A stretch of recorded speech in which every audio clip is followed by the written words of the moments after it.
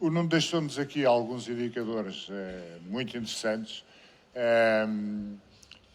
Daquilo que percebemos, o mercado e o pós-venda, de uma forma geral, têm vindo a ter um comportamento positivo. Daquilo que também que vimos no vídeo, o setor enfrenta um conjunto de desafios bastante importantes, mas provavelmente o principal será mesmo a questão da mão de obra e a escassez de mão de obra. Antes de mais, e peço desculpa pelo lapso, deixem-me primeiro fazer a apresentação do nosso painel.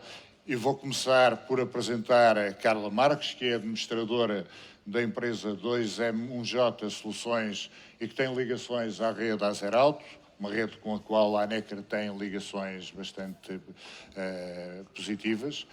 O Duarte Reis, que é um empresário de referência no setor automóvel e não só na região da Madeira e que faz sempre questão de estar connosco aqui na nossa convenção, hoje na qualidade, dá-nos esse privilégio, na qualidade também de membro deste painel. O Carlos Guerreiro, da Autogeteca, que além de integrar a direção da ANECRA, é um excelente representante do empresário de sucesso no Algarve, mais em concreto em Lagos. O Nuno Roldão, aqui à minha esquerda, que é vice-presidente da ANECRA há muitos anos, e além do mais é administrador de uma empresa de referência, empresas de referência na região centro do país, mais em concreto a Lubrigás, concessionário e reparador oficial das marcas do universo Volkswagen. E por último, mas não menos importante, o nosso hermano, como nós costumamos dizer, o Raul González Martín, que é líder e cofundador do projeto Somos Mobilidade, que é seguramente uma das personalidades que nos últimos anos mais tem debruçado e estudado as questões relacionadas com o pós-venda, muito com foco, logicamente, em Espanha, mas que também tem uma visão global. E, portanto, feitas as apresentações, lançada a questão, eu iria começar pelo Duarte Reis, até para perceber se esta questão da dificuldade e da escassez de mão de obra, se é um problema também que toca também a região autónoma da Madeira e como é que, de alguma forma, tentam contornar essa questão. Bom dia a todos. Antes de mais, obrigado pelo convite para fazer parte aqui do painel, cumprimentar aqui os meus colegas do painel. A Madeira também temos esse problema, que acho que é transversal no país inteiro. Há uma falta tremenda de mão de obra. Temos muitas das oficinas e das empresas ligadas ao sector já nem sabem como é que fazem para conseguir reparar os seus carros, dar resposta aos clientes. Uma das questões que eu acho que nós temos que ponderar e uma das soluções para este sector será talvez importar mão de obra, onde é talvez lançado aqui um repto à ANECRA a fazer parcerias com outras associações de outros países e tentar trazermos mão de obra onde ela existe, porque ela existe, só que está mal distribuída no nosso mundo. Temos que ver e olhar bem para o lado salarial dos nossos colaboradores. Acho que temos que aumentar ordenados urgentemente. Temos que ver a cadeia de valor das empresas, ver onde é que nós e a quem que nós temos que pagar mais para trabalharmos. Isto, claro, que vai se refletir um pouco no valor da mão de obra, porque nós estamos muito atrasados em relação ao resto da Europa, onde há uns anos atrás os valores da mão de obra nos outros países da Europa já eram, penso que o dobro ou mais que o dobro do nosso, e nós andamos aqui sempre com medo de aumentar, e nós não temos que ter medo, porque nós temos de dar condições de qualidade aos nossos clientes, e para isso os clientes têm que pagar, como é lógico, e temos que aumentar a mão de obra. Claro. Eu ia passar essa questão agora para o Algarve, que imagino que a questão seja reforçada, ainda para mais com a questão do turismo, que ali tem uma sazonalidade que ainda acentua mais o problema. Como é que o Carlos Guerreiro enfrenta esta questão da falta de mão de obra, da escassez de pessoal? Ora bem, muito obrigado. Bom dia a todos e aos colegas de painel. O Algarve, como todo o país, tem uma dificuldade enorme de captação de mão de obra. Isso é visto, porque normalmente quando se pensa no Algarve, pensa-se em descanso, em férias, em sol e praia, mas nós, algarvios, somos turistas o ano todo. E aí a dificuldade de captação de mão de obra no setor automóvel, no pós-venda, ainda é muito maior. Soluções a curto prazo não são fáceis. Se calhar teremos que pensar em mudar aqui algumas coisas, nomeadamente no nome das profissões do setor automóvel. Eu vejo aqui alguns jovens, hoje, devido ao aumento da escolaridade, dificilmente se sai para o mercado de trabalho com menos de 18 anos, e se calhar se perguntarmos a um jovem com 18 anos, olha, que profissão é que queres ter? Queres ser bate-chapas, pintor, mecânico? E se calhar ele não vê atratividade nenhuma. E se calhar até os próprios pais também não veem. Pá, meu filho vai ser bate-chapas, mecânico, pintor. Mas se calhar for técnico de carroceria ou técnico especialista de pintura, se calhar isso dará aí um clique, digo eu. Portanto, por mim, será rapidamente ir por aí a longo prazo. A curto prazo, certamente será o que o colega Eduardo também já deu aqui uma dica, a união dos reparadores com associações como a ANECRA e tentar captar mão de obra lá fora, nomeadamente nos países de língua portuguesa, porque será muito mais fácil a sua integração, visto que estamos numa atividade muito específica, para os trazer para cá. Se bem que temos que resolver outro problema, que é a habitação. Portanto, nós, a curto prazo, temos um enorme problema entre mãos que eu não vejo forma de o resolver rapidamente. Porque não estão a entrar novos colaboradores no mercado de trabalho. Simplesmente não existem. Uma outra situação é, de uma vez por todas, conseguirmos que haja formação de âmbito nacional. Certo. Porque a formação que existe é muito concentrada em 2 ou 3 pontos do país e dificilmente um jovem do Algarve ou de Bragança virá para Lisboa ou para Porto para fazer formação profissional durante 3 ou 4 anos. Portanto, há aqui mudanças que têm que ser feitas a nível governamental, a nível da própria educação. Certamente os jovens terão que começar a ter contacto com a atividade, no máximo a partir do 9º ano, com a ajuda das associações, começar num modelo fora da sala de aula. Os jovens não querem estar presos dentro de uma sala de aula. Os jovens querem estar livres. Então, se calhar teremos que mudar essa formação para ser uma parte em sala, outra parte em trabalho. Em trabalho. E aí, todos nós também temos que dar esse contributo em abrirmos as nossas portas para receber esses jovens e, quanto mais cedo melhor, começarmos a formá-los. Ok, obrigadíssimo. Eu dirigi a pergunta até para ouvirmos agora a experiência aqui do Raul em Espanha, que imagino que provavelmente não seja muito diferente da nossa. Introduzia-lhe aqui uma nuance, que é a questão também da produtividade. Ou seja, muitas vezes falamos da falta de pessoal, mas muitas vezes também, se calhar, valia a pena equacionar se as nossas empresas estão preparadas para terem a produtividade nos máximos e tirar o máximo proveito das pessoas que nós temos. Sem qualquer, logicamente, juízo de valor, mas quer dizer, mas julgo que é também alguma coisa que vale a pena ser pensada. O que é que, Raul? Bom dia, obrigado pela ANECRA, por la invitación. Les pido disculpas, voy a hablar en español, pero seguro que nos vamos a entender. El problema de la falta de mano de obra tiene 2 dimensiones, 2 vertientes, yo creo que comunes al mercado portugués y al mercado español. Es la dificultad, en primer lugar, para captar talento joven, personas que quieran incorporarse a trabajar en el sector de la postventa, porque probablemente seamos un sector poco atractivo y podemos analizar cuáles son las razones que nos hacen poco atractivos, y una segunda dimensión que es la dificultad que tenemos en retener al talento, a las personas que hoy día están trabajando en nuestras organizaciones, por tener un diagnóstico que yo creo que es común al mercado portugués y al mercado español. Curiosamente, en el caso del talento joven, se da una circunstancia que hace todavía más dramático y preocupante la falta o la dificultad para captar talento joven. Y es que, revisando las estadísticas, en España el 33% de los jóvenes están en situación de desempleo. El 33%. En el caso portugués, la estadística que he visto, la cifra es más satisfactoria, pero el 20% de los jóvenes están en situación de desempleo. Y, sin embargo, las oficinas, y me atrevería a decir que incluso los proveedores, distribuidores de recambio, por ejemplo, tienen dificultades para captar talento joven. Hay un desajuste entre las expectativas de los jóvenes que se quieren incorporar al mercado laboral y las posibilidades que les ofrecen las empresas del sector.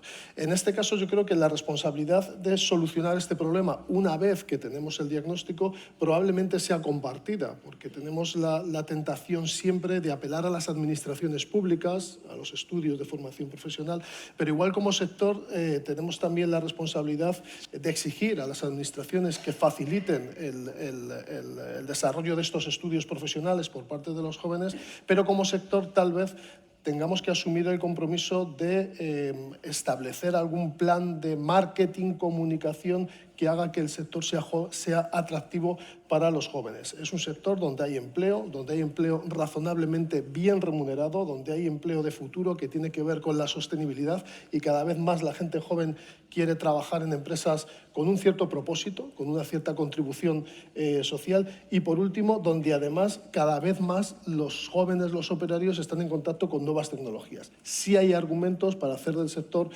atractivo, hay que trasladarlos. Y en último lugar, y hablando siempre de talento joven, también tiene una responsabilidad el empresario concreto hoy día del taller para intentar captar a esas personas jóvenes y retenerlas, porque la segunda derivada es la retención del talento en nuestras empresas. Una vez que les hemos seducido, ¿por qué no se quedan con nosotros? Es verdad que hay falta de profesionales y al final la mejor manera de competir que encuentran las empresas es con una mayor remuneración. ¿Cierto? Quiero decir, entonces, al final, otros factores, como ese trabajo con propósito, con esas otras condiciones, esos otros beneficios sociales de trabajar en la empresa, pues se diluyen. Pero yo diría que el problema de la captación, el problema de la retención, y vamos a las soluciones, además de que cada uno, administraciones públicas, sector en su conjunto, y hay organizaciones como ANECRA y, en el caso español, otras organizaciones de oficinas están haciendo un trabajo fundamental, y luego la responsabilidad de cara empresario. ¿Qué se está haciendo? Y yo puedo hablar del caso español, pues cada vez más empresarios de las oficinas complementan con incentivos, beneficios sociales, dotar de propósito, de sentido al trabajo del operario en el taller, la remuneración. Intentar competir no solamente por precio, desarrollos de carrera, bueno, se podría entrar a ver ahí. Y luego captar talento de otros nichos de mercado, bien sean personas que vienen de otros países, bien sea la incorporación de la mujer, que en el caso español hay experiencias interesantes, o bien intentar adecuar talento senior, personas más mayores de otros sectores. Y ya por dar una última pincelada y por entender que el problema no es un problema específico solo de la postventa de automoción, que pensamos que siempre los problemas son más graves y peculiares nuestros, os aportaré un dato. El 80%, el 82% de las economías desarrolladas tienen serios problemas para captar talento en cualquiera de sus ámbitos de actividad. Faltan conductores de autobús, autocar, faltan conductores de camiones, faltan, no sé cómo es en portugués, albañiles, faltan fontaneros. Hay una carencia importante de profesionales. No nos pasa solo a nosotros, sí, claro, pero tenemos el diagnóstico y probablemente algunas soluciones. Ok, muchas gracias. Passando aqui ao Nuno Roldão, que aqui fala na qualidade de empresário, mas também como dirigente da ANECRA, que tem participado ativamente nesta questão. Como é que o Nuno vê esta questão e qual é, até já fazendo a provocação, o papel da ANECRA também desse ponto de vista? Bom dia. Efetivamente, este tema é um tema quente na nossa atividade e falar depois, no fim deste painel de conhecedores, é sempre complicado, porque já foi praticamente tudo dito, mas eu vou reforçar só 3 ou 4 linhas que me parecem que são evidentes. Primeiro, há que valorizar a função. Isso é essencial.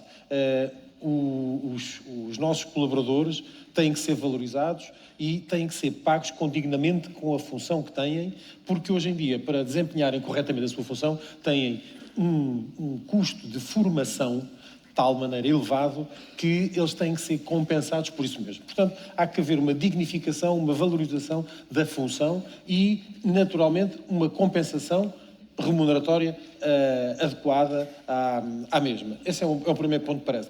Falámos aqui também da questão da denominação. Às vezes são coisas simples, parecem que não têm grande diferença, mas se nós pensarmos noutras profissões, nós tínhamos até há bem poucos anos, tínhamos uma série de cozinheiros e agora temos uma série de chefes. E hoje em dia toda a gente vê bem e vê com dignidade a função de chefe, como não se via anteriormente a função de cozinheiro. E, portanto, basta às vezes uma denominação diferente para conseguirmos ter resultados muito significativos. Eu quando me liguei aos automóveis há umas décadas, o após-venda era praticado pelo insucesso escolar. Portanto, nós, se olharmos no que evoluímos do passado até ao presente, já atravessámos um caminho enorme. Já estamos realmente numa posição completamente diferente daquela que vivemos no passado. Mas temos muito para fazer ainda. E, portanto, temos que dar o salto, temos que criar atratividade na função. Como dizia, não é só na nossa área.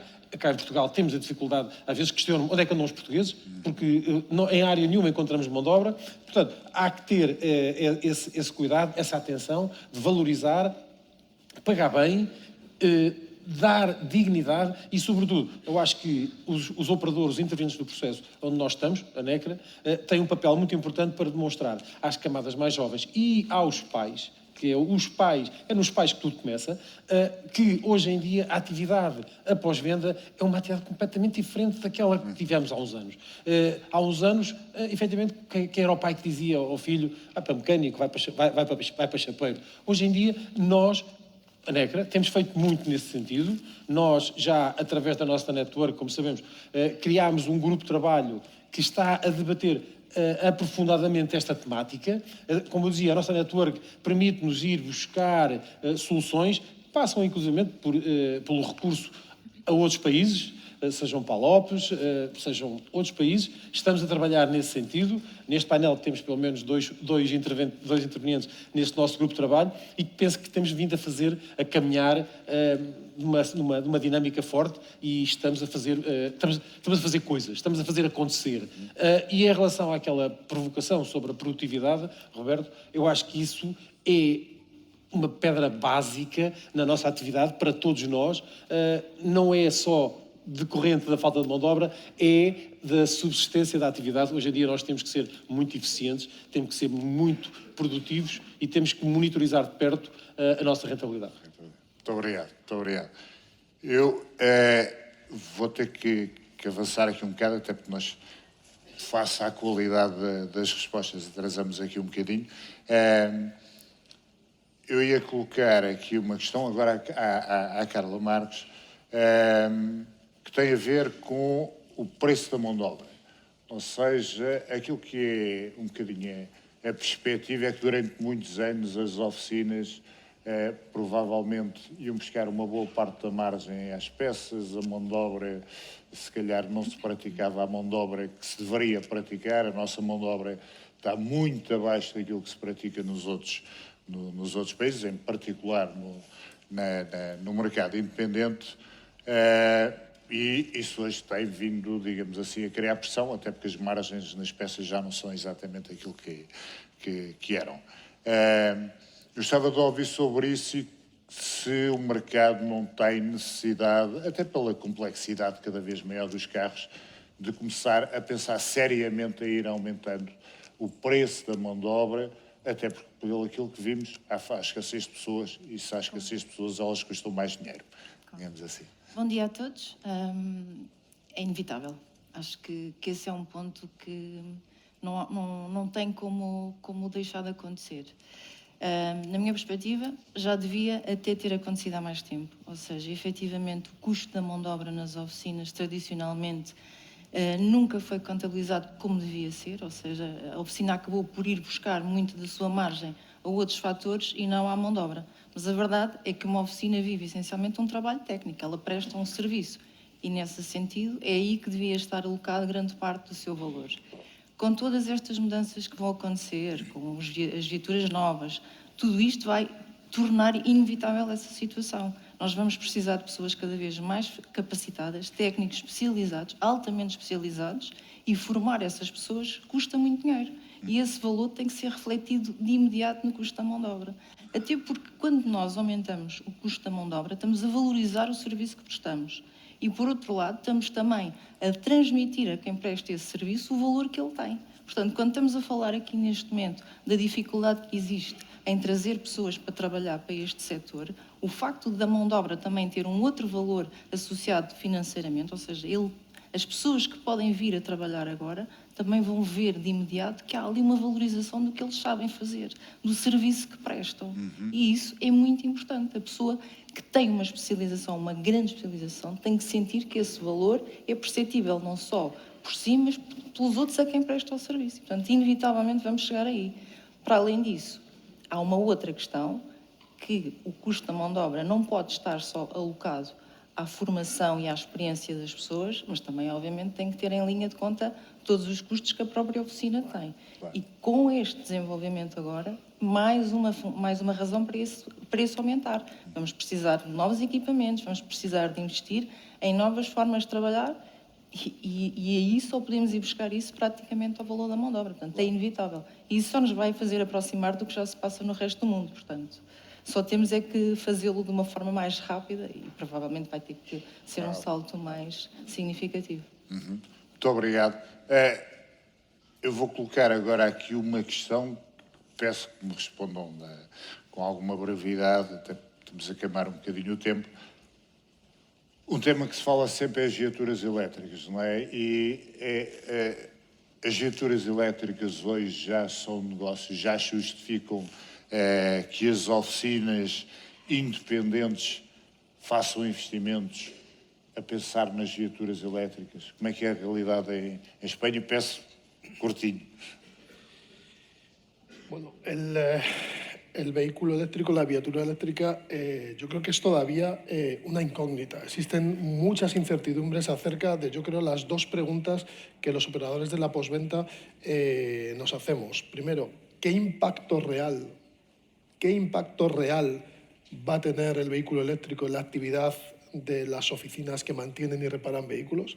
La información de la que disponemos es solamente la que podemos imaginar, hacer previsiones, o aquella que procede de otros países, de otras latitudes, China, Estados Unidos, donde el volumen de vehículos es tan grande que tienen una porción importante de vehículos eléctricos.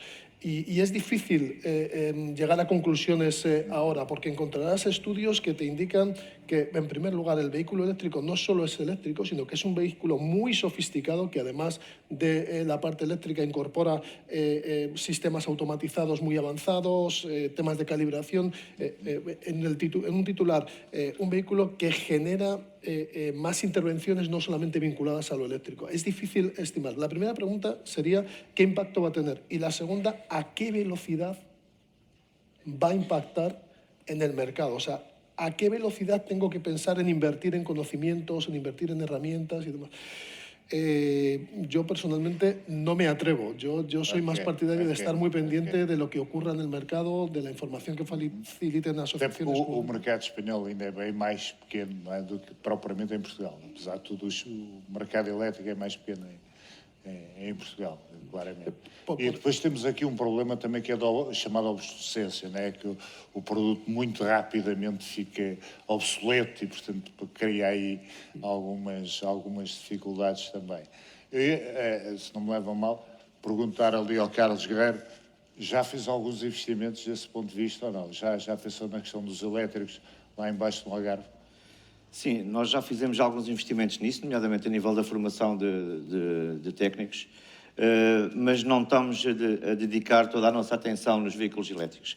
Até porque, na questão da colisão, nós, se tivermos um veículo elétrico com um embate médio ou forte na zona das baterias, a viatura tem que ficar no mínimo 48 horas em quarentena,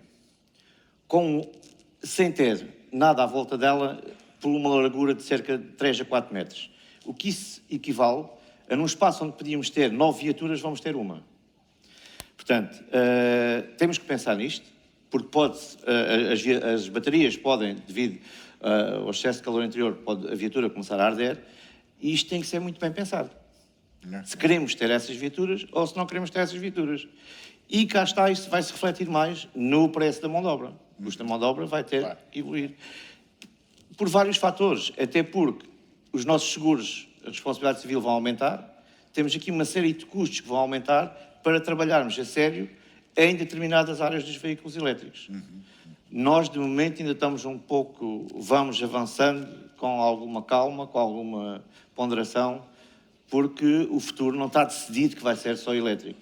Ok. Deixa-me perguntar agora, aqui para terminar esta questão, à Carla Marques, até porque está ligada às peças. E esse é um grande desafio do setor, não é? Temos carros a combustão que têm 2.000 peças e temos carros elétricos que têm 20 peças, não é? Como é que vocês enfrentam, ou pelo menos perspectivam essa questão? E peço logicamente uma resposta curta, Claro, estamos a queimar certo. o tema. É um facto, ou seja, nós sabemos que o mercado vai mudar e eu acho que ele vai mudar até muito rápido, devido às obrigações legais que nós temos impostas pela União Europeia, mas também continuam a haver oportunidades. Ou seja, os carros vão continuar a precisar de uma série de situações, o software vai ser cada vez mais importante, o equipamento para as oficinas também vai continuar a ser necessário e, portanto, o grande desafio é, vamos ter que inverter, vamos deixar de vender determinado tipo de peças e vamos ter que nos focar a vender, provavelmente, equipamentos, software, atualizações e por ser cada vez mais um prestador de serviço também para as oficinas, em vez de ser apenas um comercializador de peças. Ok. Eu ia colocar aqui a última questão. Eu salto esta questão aqui do Nuno, até porque ele é reparador oficial. Exatamente. E, Embora. portanto, quer dizer, queira ou não, os elétricos são incontornáveis. É incontornável o investimento. Mas sobre a questão, a nossa última questão, na sua opinião, e aqui um bocadinho até mais como reparador oficial, lá está, precisamente com esta questão dos elétricos, quais são os verdadeiros grandes desafios imediatos nos tempos mais próximos do pós-venda, para os quais os operadores se devem preparar? Os desafios são enormes, como sabemos. Nós, neste momento, com o crescimento do parque automóvel elétrico, como vimos há pouco,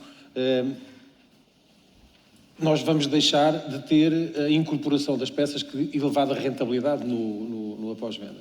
Vamos deixar de ter os lubrificantes, os tensores, as correias, os kits de distribuição não vão estar cá, mas vamos continuar a ter outros trabalhos.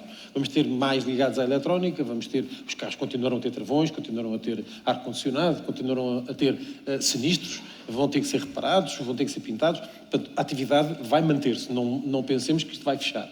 Agora, o que nós temos que conseguir é perceber que aqueles que vão sobreviver no curto prazo e no médio prazo, como dizia o Darwin, não são os mais fortes, são os que melhor se adaptarem à realidade. E, portanto, temos que encontrar nichos de mercado, temos que encontrar formas de rentabilidade para as nossas organizações e só queria dar aqui um toque em relação à mão de obra. A mão de obra vai ser uma das plataformas de salvação no futuro a curto e médio prazo. Mas para a rentabilidade vai estar assente efetivamente na mão de obra. Mas aqui vou fazer uma provocação, que é, para conseguirmos rentabilidade, temos de saber qual é que é o nosso preço de custo. E o problema está aí, é que muitos empresários não não vêm à base. E temos que encontrar primeiro qual é que é o preço de custo da nossa mão de obra. O que é que está a incorporar, a onerar o nosso preço de custo de mão de obra. E depois temos de definir qual é a margem que pretendemos pôr em cima da mão de obra. E a partir daí encontramos o preço final ao público. Portanto, os desafios são enormes, a adaptação vai ser uma necessidade inequívoca e a rentabilidade vai passar progressivamente, na minha visão, da margem da peça para a margem da mão de obra. Só está Duarte. O Duarte tem as duas realidades. Tem a realidade do operador independente e tem a realidade de reparador oficial. Os desafios são iguais, são diferentes, são comuns. Quais é que se julgam, e peço logicamente, de forma resumida, quais é que se julgam se tivesse que escolher 3 ou 4 grandes desafios que o Duarte elencava para o futuro mais próximo para o pós-venda? Eu acho que o maior desafio neste momento acho que é os recursos humanos. Valorizar os recursos humanos, formação, temos mais recursos humanos, como já falamos aqui, mais técnicos, muito mais. Na questão técnica, nós temos, como temos as marcas, acho que as marcas dão-nos essa formação, encaminham-nos para o futuro. E por isso eu acho que nós, nas multimarcas, vamos ter que se adaptar mais, vamos ser mais resilientes, temos que ir à procura das soluções, vai ser mais difícil. Por isso cabe às entidades formadoras aprofundar a formação nas multimarcas para nós capacitarmos de ter essa formação toda para nós repararmos os carros elétricos. A curto prazo, acho que o elétrico já está aí, temos que olhar para isso, mas já também temos que ficar descansados porque temos muito carro ainda por reparar aí. Os carros que estão a ser fabricados hoje, que são milhares e milhares e milhares a combustão, vamos ter aí uns 10 anos pela frente ainda para repará-los. Por isso, acho que isto não é tão negro como a gente muitas vezes pensa e temos que acompanhar a realidade e se adaptar e não ter medo de se adaptar. Ok, obrigadíssimo. Carlos Ferreira, 3 frases. Peço desculpa. Sobre os desafios do setor. Se tivesse que escolher os grandes desafios que Não posso deixar de referir mais uma vez, os recursos humanos e a mão de obra é efetivamente o nosso grande desafio no presente e no futuro. Ok. Raúl González. Voy al titular. Yo creo que el gran desafío en el corto plazo es la eficiencia, la productividad. La presión competitiva del mercado de la postventa no va a ceder, va a ser cada vez mayor y hay que ser eficientes, primero, para cuando hablamos de sostenibilidad y pensamos en el planeta, difícilmente vamos a contribuir como operadores de la postventa a esa sostenibilidad del planeta si uno no se sostiene hoy. Fundamental la eficiencia, conseguir una rentabilidad adecuada hoy para sostenerse y para poder invertir en los conocimientos, herramientas que van a ser necesarios para reparar todas esas viaturas conectadas, electrificadas, automatizadas y, muy importante también, el tema de la movilidad compartida. Resumo en 3 palabras. 4, eficiencia, productividad, fundamental. Segundo concepto, digitalización para conseguir esa eficiencia. Antes no respondía al tema del precio de la mano de obra, pero tiene bastante que ver hacer bien los números dentro del taller con herramientas tecnológicas. En cuarto lugar, cliente corporativo. Cuando hablo de presión corporativa, cuidado que en toda Europa, en el ámbito español clarísimamente, cada vez hay una mayor concentración, por ejemplo, de compañías aseguradoras o de flotas. Eso se traduce en poder de negociación a la hora de trabajar con los talleres y eso, pero sobre todo la idea de eficiencia. Ok, obrigado. Carla Marques, para terminar, se tivesse de dizer, até por ter uma visão de certa forma transversal, 2, 3 grandes desafios que o setor, que acredita que o setor nesta altura tem que resolver. Agora é não resistir à mudança e ver como é que nos conseguimos adaptar. Ok, tá. Muito obrigado. Damos por terminado este nosso debate. Alongamos um bocadinho mais, mas o que valeu a pena foi um debate extremamente produtivo, com excelentes ideias. Muito obrigado a todos.